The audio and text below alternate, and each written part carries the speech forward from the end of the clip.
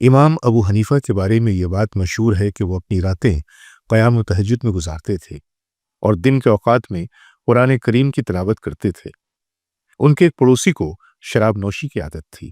تقریباً ہر رات وہ کثرت سے شراب پیتا تھا اور اونچی آواز میں گانا گا گا کر محلے کا سکون غارت کر دیتا تھا۔ فطری طور پر یہ بات امام ابو حنیفہ کے لیے بہت ہی اذیت کا باعث تھی، لیکن پھر بھی وہ صبر کا مظاہرہ کرتے رہے۔ ایک رات معمول کے برخلاف شور سنائی نہ دیا۔ اس بات سے امام ابو حنیفہ کو کچھ تشویش ہوئی، چنانچہ انہوں نے اپنے پڑوسی کے بارے میں دریافت کیا۔ لوگوں نے بتایا کہ اس کی حرکتوں کی وجہ سے اسے گرفتار کر کے جیل لے جایا گیا ہے۔ امام ابو حنیفہ، جو اپنے وقت کے سب سے بڑے عالم اور قاضی تھے، سیدھے قید خانے پہنچے اور اس کے بارے میں تفصیلات معلوم کی۔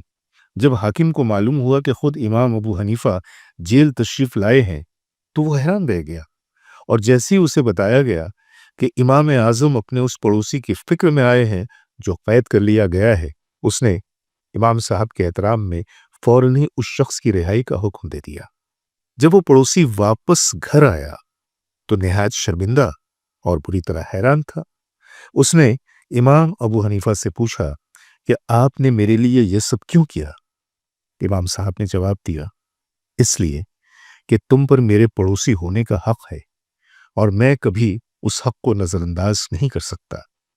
یہ سادہ مگر بامعنی الفاظ اس شخص کے دل پر گہرا اثر چھوڑ گئے۔ وہ امام ابو حنیفہ کی شفقت اور ہمدردی سے اس قدر متاثر ہوا کہ اس نے اللہ کے حضور سچی توبہ کی اور گناہوں کی زندگی ترک کر دی۔ یہ واقعہ اسلام میں پڑوسیوں کے حقوق کی اہمیت کو ظاہر کرتا ہے۔ کوئی پڑوسی کتنا ہی دکھ پہنچانے والا یا کتنا ہی گناہگار ہو، اس کے باوجود اس کے حقوق ثابت نہیں ہوتے۔ ایک سچا مومن ہمیشہ صبر، ہمدردی اور خیرخواہی کا مظاہرہ کرتا ہے، کیونکہ بعض اوقات رحم دلی کا محض ایک سادہ سا عمل سامنے والے کے لیے ہدایت کے دروازے کھول دیتا ہے۔ منظم محلوں اور مضبوط معاشروں کی پہچان یہ ہوتی ہے کہ لوگ اپنے پڑوسیوں کو نظر انداز نہ کریں، بلکہ ہر کوئی ایک دوسرے کا خیال رکھے۔